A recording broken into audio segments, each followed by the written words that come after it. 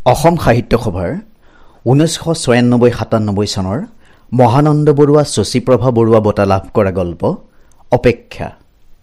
গল্পকাৰ সাংকব Kaushik Barua. May I come in? Yes, come in. Please sit down. Tanmoy চকীখনত বহিল। মোক কিয় বিচাৰিছিল?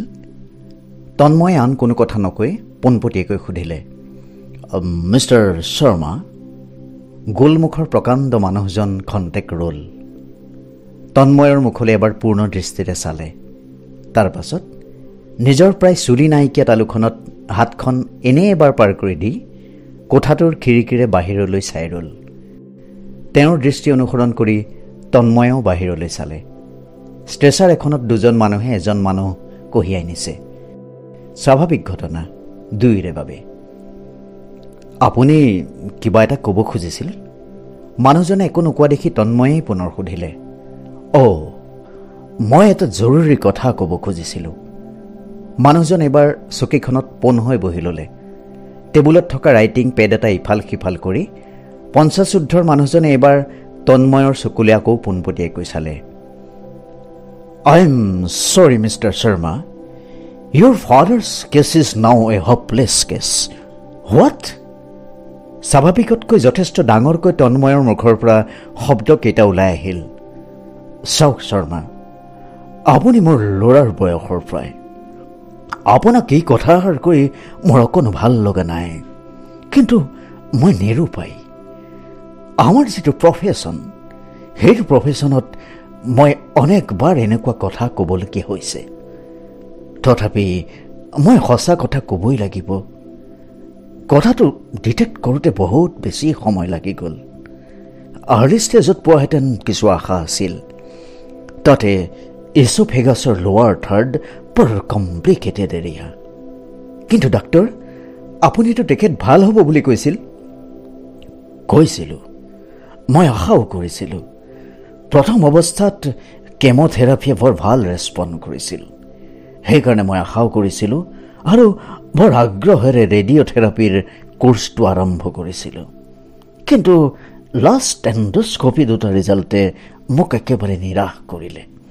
নাও আই এম হেল্পলেছ। তেনেহ'লে doctor, what should I do? Nothing, just wait. যিমান সোনকালে পাৰে অসমলৈ উভতি যাওক। ধন ভাঙি মুম্বাইত থকাৰ এতিয়া মানে নাই। পেচেণ্টক এতিয়া শান্তি লাগে। আপোনালোকে শান্তিৰ ব্যৱস্থা কৰক। ডাক্তৰ খান্নাই কথাষাৰ ইমান সহজকৈ ক'লে যেন সেয়া কেঞ্চাৰক্ৰান্ত তাৰ দেউতাকক চিকিৎসা নকৰাকৈ অসমলৈ উভতাই নিয়াৰ পৰামৰ্শ নহয়, বিয়াৰ বাবে তন্ময়ক বজাৰ কৰাৰ পৰামৰ্শহে। চাটকৈ তন্ময়ৰ তাৰ দেউতাকৰ মুখখন মনত পৰি গ'ল। খাওঁতে কষ্ট পোৱাৰ কাৰণে চিকিৎসাৰ বাবে মুম্বাইলৈ অনা মানুহজনক মুম্বাই পোৱাৰ পাছতে ডাক্তৰে নাকেৰে পেটৰ ভিতৰলৈ কিবা পাইপ এডাল সুমুৱাই দিছিল। তেওঁ এতিয়া মুখেৰে একো খাব নোৱাৰে, সকলো সেই পাইপডালেৰেই। এই অৱস্থাটো দেউতাকে ধেমালি কৰি পাইপডাললৈ আঙুলিয়াই কয়, এইডাল মোৰ লাইফ লাইন। ডাক্তৰ খান্নাই এই মাৰাত্মক শব্দকেইটা কোৱাৰ সময়ত তাৰ মাকে চাগৈ অতি সাত্বিক ভাৱেৰে সেই পাইপডালেৰে তেওঁক অকণমান বাৰ্লি বা কমলাৰ ৰস খোৱাৰ চেষ্টা কৰিছে। তাৰ সেই আজলি মাকজনী, যি পৰম নিষ্ঠাৰ এতিয়াও ভাবি আছে যে তেওঁৰ স্বামী সুস্থ হৈ উঠিব পাৰিব বুলি। ক'ব পাৰিবনে তন্ময়ে তেওঁক? তেওঁৰ স্বামী তন্ময়ৰ পিতৃৰ সম্ভাৱ্য চিকিৎসা ভাৰতবৰ্ষত এতিয়া নাই। এতিয়া তন্ময়হঁতে কৰিব পৰা এটাই মাথো কাম বাকী আছে। ডাক্তৰ খান্নাৰ মতে সেয়া হ'ল ৱেইটিং, জাষ্ট ৱেইটিং। অপেক্ষা, কেৱল অপেক্ষা, সকলো শেষ হোৱাৰ অপেক্ষা। মই এতিয়া ডাক্তৰ খান্নাক লগ পাই আহিছোঁ। তেখেতে দেউতাক কিছুদিন অসমতে জিৰণি লৈ আহিবলৈ কৈছে। মুখত যিমান পাৰি স্বাভাৱিক ভাৱ ফুটাই তন্ময়ে কথাষাৰ ক'বলৈ চেষ্টা কৰিলে। হয় নেকি? ভালেই হ'ল দে। মোৰো ইয়াত থাকি আমনিয়ে লাগিছে। ডাক্তৰে সিদিনা মোকো কৈছিল তেখেত ভাল হৈ আহিছে বুলি। এতিয়া অলপ দিন জিৰণি লৈ শৰীৰত বল পালেই এই পাইপডাল বোলে খুলি দিব পাৰিব। কথকি মানুহগৰাকীয়ে উৎসাহেৰে কথাখিনি কৈ গ'ল। তই অকণমান দেউতাৰ ওচৰতে বহ, মই পাকঘৰত তুলি আবেলিৰ চাহ কৰোঁ। হেৰা, ইয়াক ডিম এটা আমলেট কৰি দিবাহে, ই আকৌ আমলেট খাই ভাল পায় নহয়। পাকঘৰলৈ যাব খোজা মাকক দেউতাকে বিচনাৰ পৰাই কথাষাৰ ক'লে। আচলতে আমলেট অকল তন্ময়ে নহয়, তেখেতে নিজেও ভাল পায়। কিন্তু যোৱা 3 মাহ ধৰি খাব নোৱাৰা হোৱাৰ পৰা মানুহজনে নিজৰ সকলো প্ৰিয় বস্তু আনক জোৰ জবৰদস্তি খুৱাবলৈ লৈছে। তেওঁ খাবলৈ কোৱা বস্তু নাখালে তেওঁ বেয়া পায়। তনু, এতিয়া আচল কথাটো ক, মাৰকটো ফাঁকি দিলিয়েই, মোক ফাঁকি দিব নোৱাৰ। মাক কোঠাৰ পৰা ওলাই যোৱাৰ পাছতে দেউতাকে তাক সুধিলে। দেউতাকৰ পোনপটীয়া প্ৰশ্নত তন্ময় চক খাই উঠিল। ফাঁকি? মই তোমাক কি ফাঁকি দিছোঁ? মুখত আচৰিত হোৱাৰ ভাৱ ফুটাই তন্ময়ে সুধিলে। তোৰতো আগতে এই ফাঁকি দিয়াৰ স্বভাৱটো নাছিল, আৰু তই ইমান ডাঙৰো হোৱা নাই যে তই মোক ফাঁকি দিব পৰা হলি। দেউতাক খন্তেক ৰ'ল। মই তোক সদায় কৈ অহা কথাটোকে আজি তোক ডাক্তৰে ক'লে নহয়, যেন ভাৰত পাকিস্তান ক্ৰিকেট মেচখনত ভাৰত জিকিব বুলি কেইবাদিনৰ আগতে কৈ থকাৰ পাছত আজি সঁচাকৈয়ে ভাৰত জিকিল। এনেকুৱা এটা ভাৱত বিজয়ীৰ হাঁহি মাৰি দেউতাকে তাক শেহৰ কথাষাৰ সুধিলে। হয়, দেউতাকে তাক অসমৰ পৰা অহাৰে পৰা কৈ থকা কথাষাৰ আজি অৱশেষত ডাক্তৰ খান্নাই ক'লে। তাৰ দেউতাকৰ বাবে চিকিৎসা বিজ্ঞানৰ এতিয়া কোনো চিকিৎসা নাই। তেওঁ কৰ্কট ৰোগাক্ৰান্ত, ইছ'ফেগাছৰ লোৱাৰ থাৰ্ড। ডাক্তৰ খান্নাৰ মতে বৰ কমপ্লিকেটেড এৰিয়া। তন্ময় মাজে মাজে ভাবি আচৰিত হয়, কি আচৰিত চৰিত্ৰৰ মানুহ এইজন। নিজৰ শৰীৰত তিল তিলকৈ বৃদ্ধি পাই অহা এই ভয়ংকৰ ৰোগ আৰু ইয়াৰ সম্ভাৱ্য পৰিণতিৰ বিষয়ে জানিও মানুহজনে কেনেকৈ ইমান সহজভাৱে আছে। সেইদিনাটো তেওঁ ক'লেই, বুজিছ তনু, মই ৰেডি। ৰেডি? কি কাৰণে? তন্ময়ৰ মুখৰ পৰা প্ৰশ্নটো ওলাই আহিল। দেউতাকে ওপৰলৈ আঙুলিয়াই হাঁহি মাৰি ক'লে, যাবলৈ। দেউতাকৰ এনেবোৰ কথা শুনি মাক আৰু তন্ময়ে যেতিয়া জাপ মাৰি উঠে আৰু তেখেতৰ মনোবল উভতাই আনিবলৈ কয়, তেতিয়া তেওঁ দাৰ্শনিক নিৰ্লিপ্ততাৰে চকু মুদি থাকে। মাক কাষত নথকা অৱস্থাত তন্ময়ক বিচনাৰ কাষত বহুৱাই তেখেতে তাক বুজোৱাৰ চেষ্টা কৰে। তনু, তই বুজা ল'ৰা, তই বুজিবলৈ চেষ্টা কৰ। মোৰ এতিয়া চিকিৎসা চলাই থকা মানে প্ৰলঙিং the process of dying.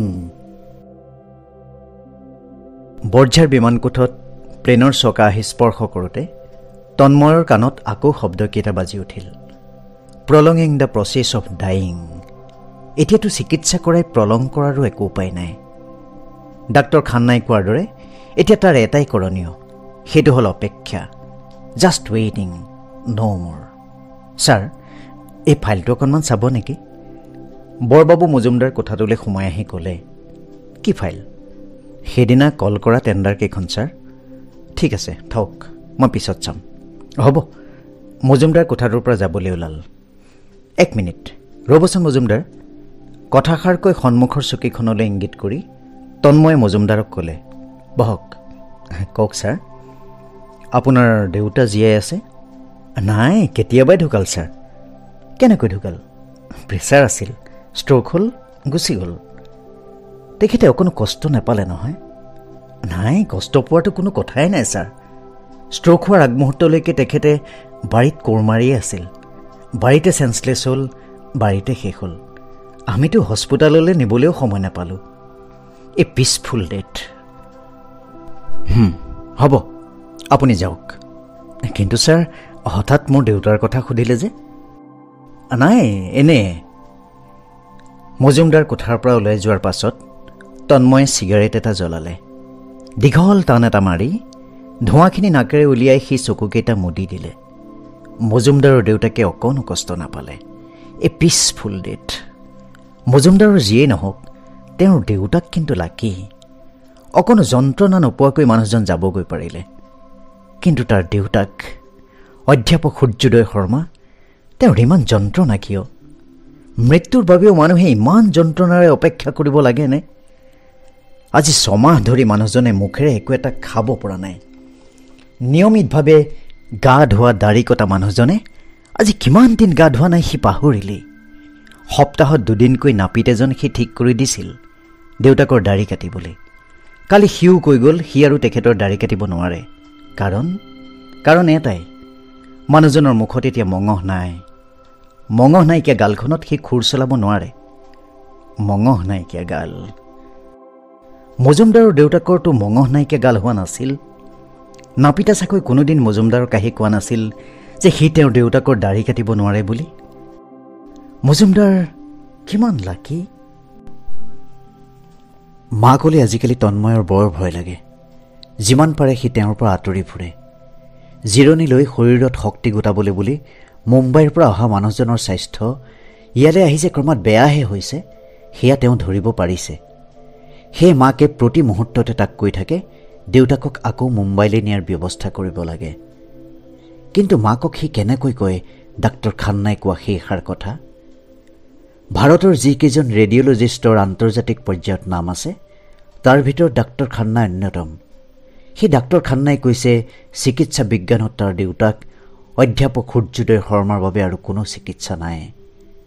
Doctor খান্নাই হাত দাঙি দিছে, এতিয়া মাত্ৰ অপেক্ষা, আশাবিহীন অপেক্ষা। দেউতাৰ বাৰু মজুমদাৰৰ দেউতাকৰ নিচিনা হোৱা হ'লেই মসৃণ আলিবাটত গৈ থাকোঁতে হঠাৎ যেন সি বিষ্ঠাহে গচকিলে। এনে ভাৱত খপজপকৈ সাৰ পোৱা মানুহৰ দৰে তন্ময়ে চকু দুটা মেলিলে। নাই, নাপায়। সেইবোৰ কি ভাবিছে? সেই সূৰ্যোদয় শৰ্মাৰ একমাত্ৰ সন্তান তন্ময় শৰ্মা। সন্তানে পিতৃ মৃত্যু কামনা? সি কি ভাবিছে? নাপায়, এই অনুচিত, পাপ। ছাৰ, 5 বাজি গ'ল, আজি ঘৰলৈ নাযায় নেকি? চকীদাৰ বিপিনৰ মাতত তন্ময়ৰ সম্বিত উভতি আহিল। সি কোঠাটোৰ দেৱালত ওলোমাই থোৱা ঘড়ীটোলৈ চালে। হয়, 5 বাজি 10 মিনিট গ'ল। বহুত দেৰি হ'ল। বিপিন চাগৈ দুৱাৰ মাৰিবলৈ ৰৈ আছে। সি কোঠাটোৰ পৰা ওলাই আহিল। বিপিন, তোৰ দেউতা আছেনে? কথাষাৰ সুধিম বুলি ভাবিও তন্ময়ে সুধিব নোৱাৰিলে। কি ঠিক, সিও হয়তো ক'ব তাৰ দেউতাকে কোনো যন্ত্ৰণা নোপোৱাকৈ গ'লগৈ বুলি। এ পিচফুল ডেথ। তাৰ শুনি ভাল নালাগিব। অলপতে দেউতাকে তাক বৰ সুকীয়া ধৰণৰ কথা এটা ক'লে। আচলতে দৰ্শনৰ অধ্যাপক তাৰ দেউতাকৰ চৰিত্ৰটোও দাৰ্শনিক। বুজিছনে নাই তন?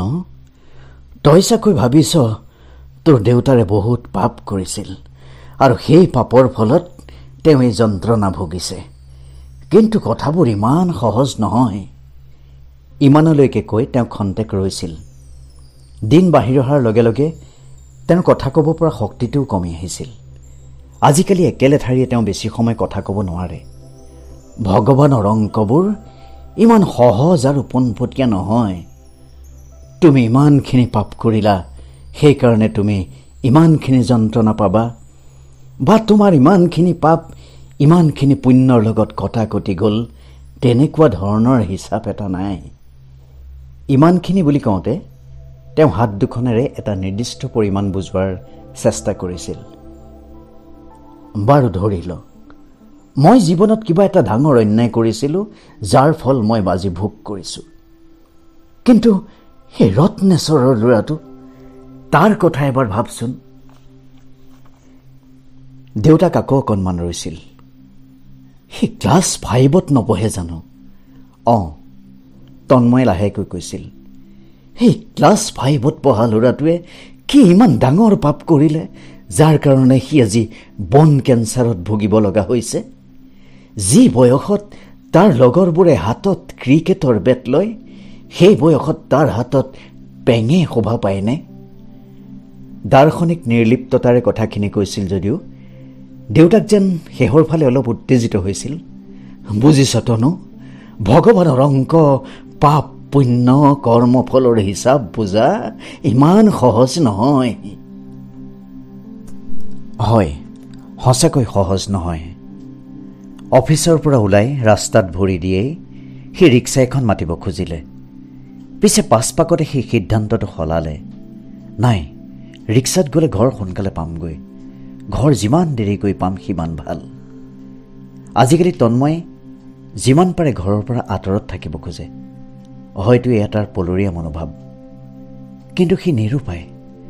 দেউতাক তাৰ বাবে কোনোদিনে সাধাৰণ দেউতাক নাছিল, আছিল ভাল বন্ধু, সঁচা অৰ্থত ফ্ৰেণ্ড, ফিলচফাৰ এণ্ড গাইড। দেউতাকক লৈ বহু সময়ত তাৰ গঢ় লৈ উঠিছিল এখন সুকীয়া জগত। সেইজন দেউতাক যি তাৰ বাবে অসীম আত্মবল আৰু দৃঢ়তাৰ প্ৰতীক। তেওঁ এতিয়া বিচনাৰ পৰা উঠিব নোৱাৰে। আনকি আনৰ সহায় নহ'লে তেওঁ প্ৰাকৃতিক কামকণো নিজে কৰিব নোৱাৰে। সম্পূৰ্ণৰূপে আনৰ ওপৰত নিৰ্ভৰশীল হৈ তেওঁ এতিয়া মাত্ৰ অপেক্ষাৰত এজন পথিক। সকলো শেষ হোৱাৰ অপেক্ষা। সদা আত্মনিৰ্ভৰশীল তাৰ দেউতাকৰ দুৰৱস্থা তন্ময়ে নিৰ্বিকাৰ হৈ চাই থাকিব নোৱাৰে। তই ইমান দেৰি ক'ত আছিলি? ঘৰ সোমোৱাৰ লগে লগে মাকে উধাটো খাই তাক ক'লেহি। মাকৰ উৎকণ্ঠা দেখি তন্ময়ে বুজিলে দেউতাকৰ কিবা এটা অঘটন ঘটিছে। দেউতাৰ কেনে? তাৰ মুখৰ পৰা স্বতঃস্ফূৰ্তভাৱে প্ৰশ্নটো ওলাই আহিল। উশাহ নসলোৱাকৈ মাকে ক'লে, তই এতিয়া ডাক্তৰ এজনৰ ওচৰলৈ যাচোন। দেউতাই কেনেকুৱা কৰিছে, মোৰ বৰ ভয় লাগিছে।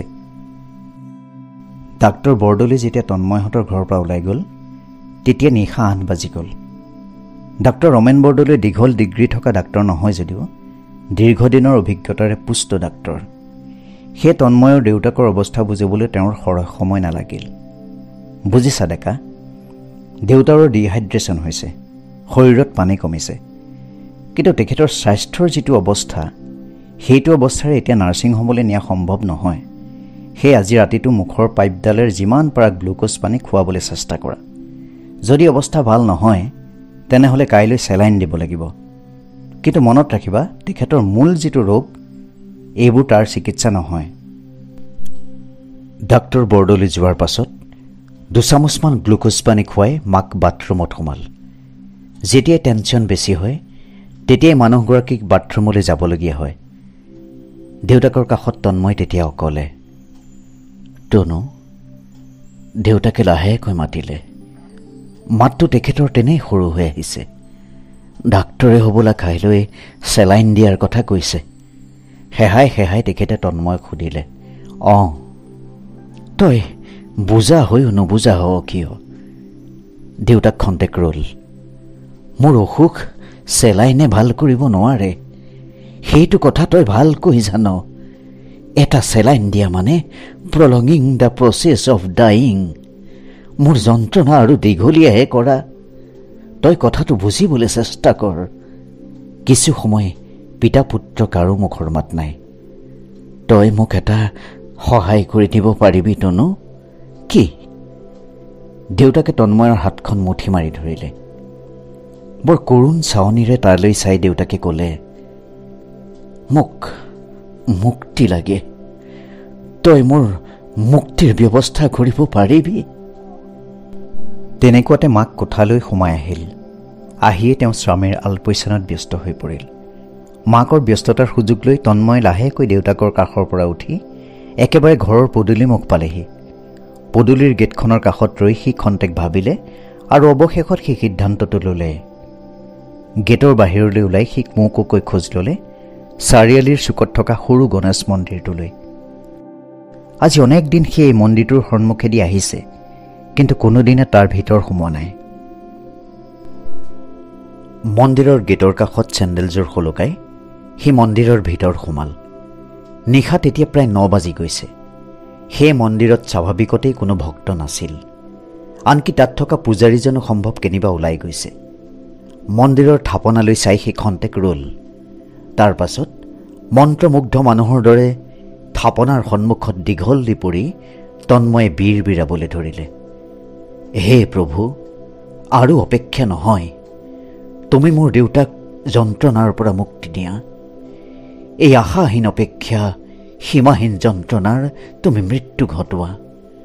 সূৰ্যোদয় শৰ্মাৰ পুত্ৰ মই তন্ময় শৰ্মাই তোমাক মিনতি কৰিছোঁ, তুমি মোৰ দেউতাৰ মৃত্যু ঘটোৱা। যদি দেউতাৰ মৃত্যু কামনা কৰাৰ বাবে মই পাপৰ ভাগো ল'ব লাগে, তাৰ বাবেও মই প্ৰস্তুত। তুমি মাত্ৰ এই যন্ত্ৰণাৰ অন্ত পেলোৱা।